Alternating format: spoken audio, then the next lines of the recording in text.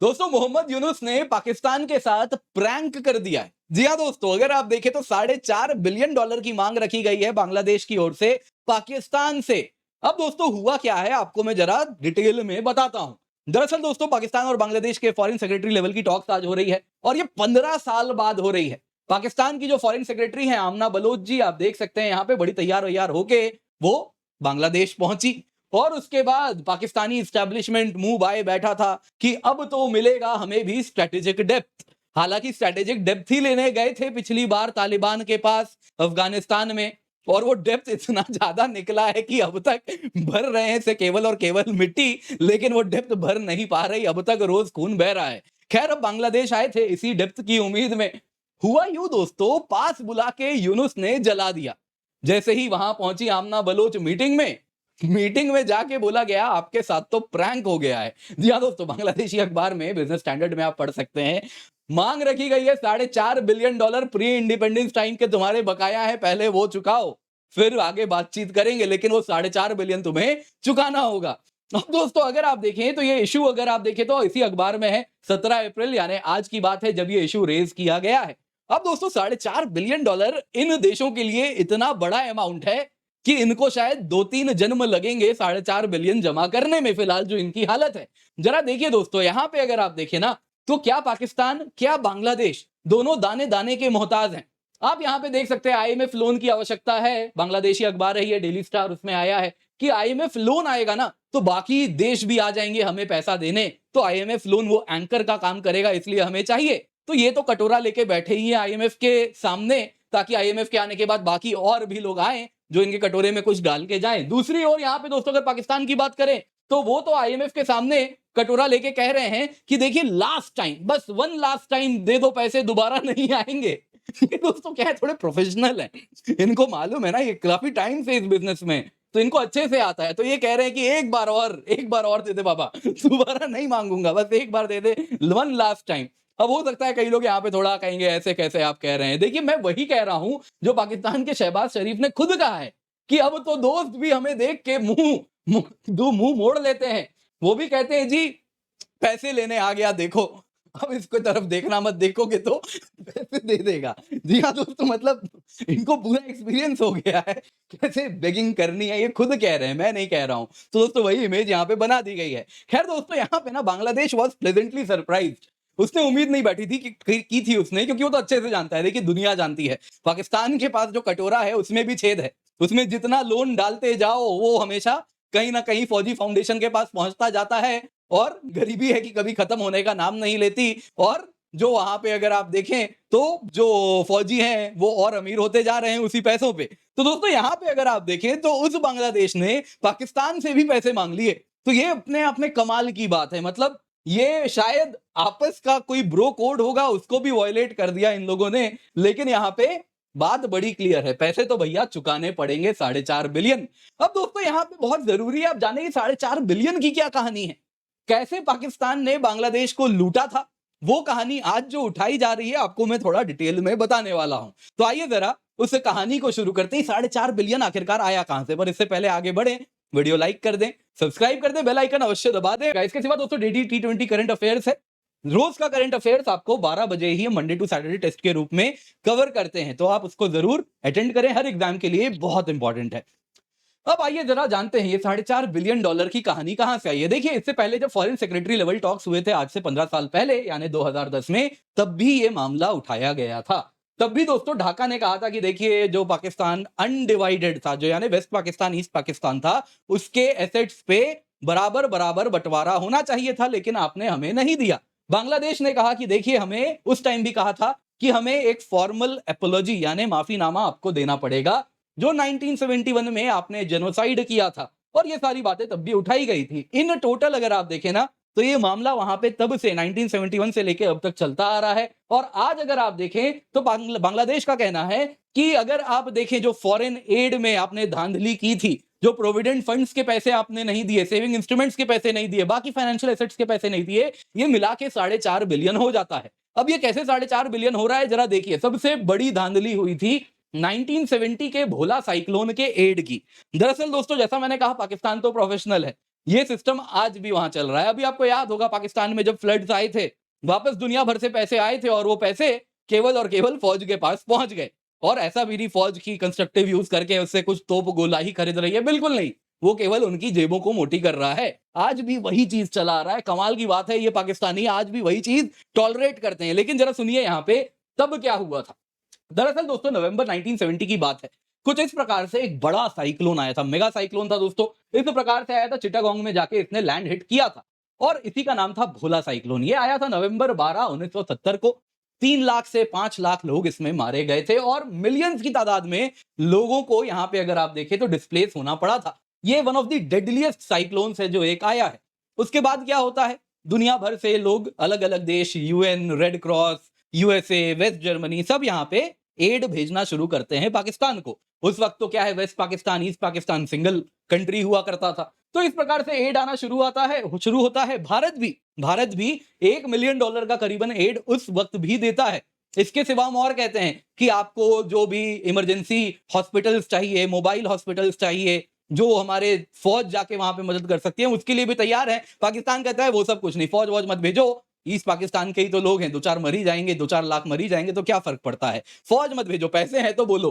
तो भारत ने कहा अच्छा चलो 1 मिलियन ले लो। दोस्तों इस प्रकार से बाकी देशों ने भी पैसे दिए। मोटा मोटा अगर आप देखें लगभग ये पैसे बने $200 मिलियन। ये $200 मिलियन अगर आप देखें तो जमा हुआ था स्टेट बैंक ऑफ पाकिस्तान के ढाका ब्रांच में।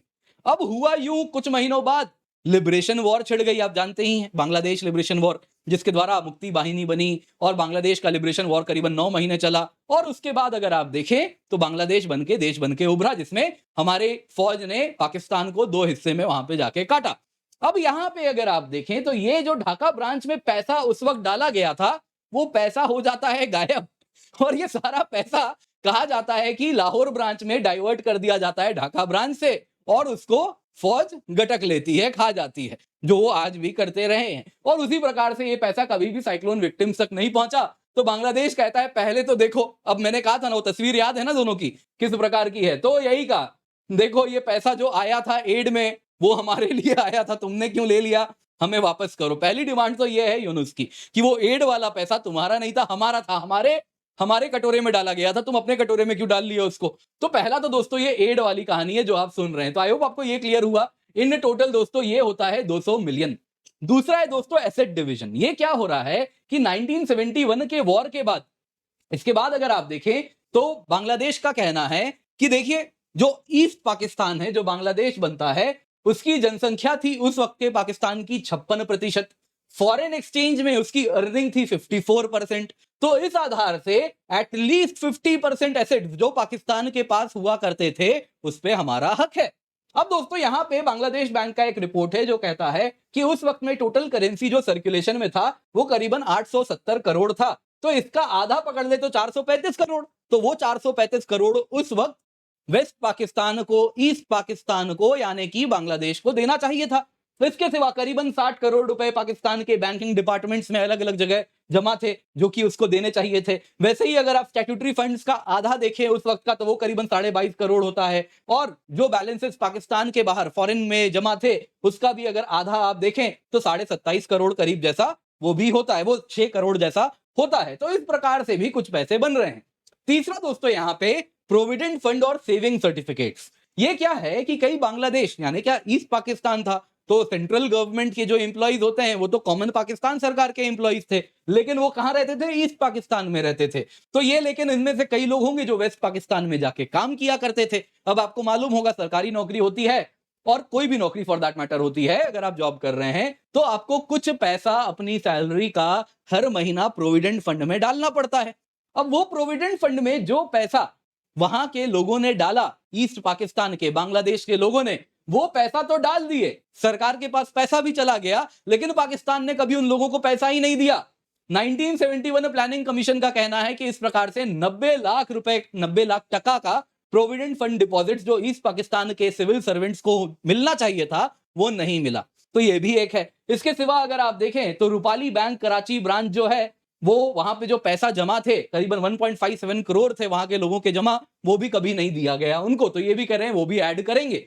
इसके सिवा दोस्तों वो कह रहे हैं जी देखिए आप लोगों ने उधार लिया था सेंट्रल गवर्नमेंट पाकिस्तान की सरकार ने, लेकिन हमने चुकाया उसे, बांग्लादेश ने चुकाया आजादी के बाद। तो हमने तो अपने डेट ऑब्लिगेशंस पूरे किए। दरअसल आजादी के बाद क्या हुआ, बांग्लादेश ने इनहेरिट किया वो सारा फाइनेंशियल ऑब्लिगेशन जो उसकी टेरिटरी और उसके नागरिकों तक सीमित था। दरअसल क्या हुआ, आप जानते हैं सरकार गवर्नमेंट सिक्योरिटी निकालती है, वैसे ही पाकिस्तान की सरकार भी निकालती थी। वो गवर्नमेंट सिक्योरिटी जो बांग्लादेशी नागरिकों ने खरीदा, जो बांग्लादेशी कॉर्पोरेट्स ने, बैंक्स ने खरीदा, जो बांग्लादेश की टेरिटरी में है, उसको बांग्लादेश की सरकार ने कहा चिंता मत करो, ये पैसे हम तुम्हें लौटा देंगे। भले ये लोन लिया था पाकिस्तान की सरकार ने, तो उन्होंने कहा देखिए हमने तो आपके डेट को इनहेरिट किया, तो आपको इसलिए हमें पैसे देने चाहिए हमारे हिस्से के। इन टोटल अगर आप देखें तो बांग्लादेश ने उन सभी बॉन्ड होल्डर्स को जो उनके जुरिस्डिक्शन में थे, जो उनके नागरिक थे, उन सबको लौटाया। तो ये सब अगर हम ऐड कर दे, currency in circulation, banking department के ड्यूज,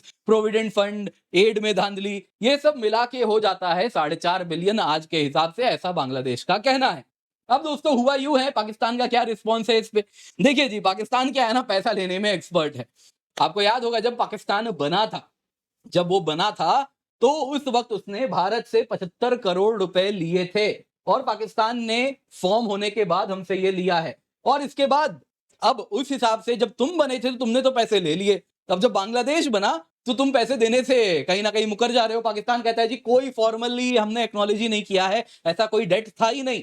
वो कहते हैं जी सब कुछ तो शिमला अग्रीमेंट में हो गया था, जो इंदिरा गांधी जी के साथ हुआ था, उसमें सब कुछ हो गया था, बांग्लादेश को हमने फॉर्मली रिकॉग्नाइज किया था। बदले में भारत सरकार ने हमारे सारे जो करीबन 1 लाख प्रिजनर ऑफ वॉर थे पाकिस्तानी, वो सब छोड़ दिए थे। तो इसके बाद अगर आप देखें तो और कुछ उसमें था ही नहीं कहीं से भी क्लॉज, तो इसलिए बांग्लादेश को लेके और कोई क्लॉज नहीं था। तो आपके पैसे तो हो गए गायब, वो आपके पैसे नहीं, वो हमारे पैसे थे। तो इन शॉर्ट अगर आप देखें ना दोस्तों यहाँ पे, तो बांग्लादेश को पैसे मिलने से तो रहे, और आज के जो हालत हैं जिसमें बड़े भाई छोटे भाई दोनों इस प्रकार से घूम रहे हैं, पैसे तो कहीं से नहीं जाने वाले। कुछ ना चतुर बांग्लादेशी हैं, वो ये भी कह रहे हैं देखो पाकिस्तान कहां से ही पैसे देगा, ऐसा करते हैं ना ग्वादर पोर्ट दे दो हमको। तो ग्वादर पोर्ट दे दो लोगे तो ऊपर चाइना बैठा है, वो कब से नजर गड़ाए बैठा है, दूर से अमेरिका आया है, वो भी उसी पे नजर गड़ाए बैठा है। तो ये चतुराई आप ना करें। आप गार्डियन ऑफ ओशन खुद को समझते होंगे, लेकिन वास्तविकता से आप मीलों दूर हैं, तो ये चतुराई ना करें। तो कुछ यहाँ पे कह रहे हैं जी ऐसा करते हैं ना, आप हमें बस अपना मार्केट एक्सेस दे दो और उसमें कुछ ड्यूटी मत लगाओ हमारे प्रोडक्ट पे, बात हो जाएगी, बराबर हो जाएगी। बॉटम लाइन क्या है दोस्तों, कोई इसको नहीं मानने वाला, कोई पैसे कहीं किसी को नहीं जाने वाले, दोनों फिलहाल यही हाल है। आईएमएफ की तलाश कर रहे हैं, आईएमएफ को देख के थोड़ा बुला रहे हैं अपनी ओर, वो समय ही बताएगा कौन इनके कटोरे में कब कैसे पैसे आते हैं। लेकिन एक दूसरे से पैसे तो ना आने वाले, दोनों ही कहीं ना कहीं इस वक्त यही हालत में बैठे हैं। उम्मीद करता हूं आपको वीडियो पसंद आई होगी, लाइक जरूर कीजिएगा, शेयर करना ना भूले। इसके सिवा 1 रुपए में, जी हाँ दोस्तों 1 रुपए में आपको प्रीलिम्स 2025 टेस्ट सीरीज मिल रही है, जिसमें 44 मॉक टेस्ट हैं, complete GS, complete CSAT, English और हिंदी दोनों में ही टेस्ट सीरीज उपलब्ध हो रही है। तो जरूर जाए, इसका फायदा उठा ले दोस्तों। 1 रुपए लाइक मतलब आप समझ सकते हैं, कभी 15,000 में हम इसको आपको मिल रहा था, लेकिन आपके लिए हम वो लाए हैं। इसके सिवा दोस्तों flat 60% off plus up to 12 month free extension आपको मिल रहा है केवल और केवल 22,999 रुपए में। यूज कोड केसिट एंड बहुत सारे बैचेस हैं हमारे, आप देख सकते हैं 2026 के लिए, 27 के लिए, 28 के लिए, इंग्लिश में, हिंदी में, इंग्लिश में। तो निश्चिंत होकर आप जुड़े, इसका फायदा अवश्य